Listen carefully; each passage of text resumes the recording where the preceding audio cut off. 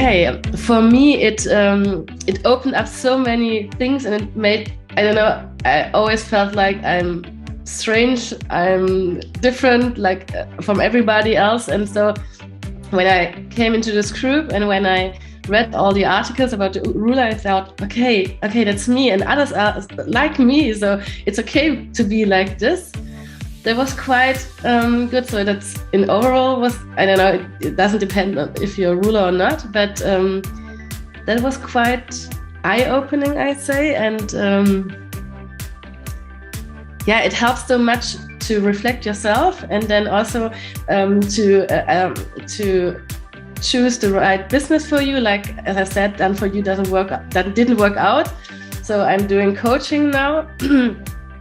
That's quite a thing, I think. And also what you do, like the marketing part. So for me, it's hard to talk to others because I'm like, as I said, I'm quick. So I tell you, okay, that's the offer.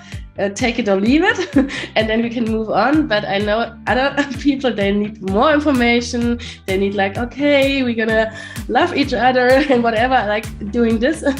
and you've got this I don't know, it was a part where you said, okay, if you want to advertise or market to a nurturer, then you have to do it like this. And if you want to market to a maverick, do it like this. And this helped me a lot because as a ruler, I'm like, as I said, quick, easy decision making and everything. So I don't see the problems of others maybe. And this helped me a lot to get to know the other archetypes as well, especially from the marketing point of view.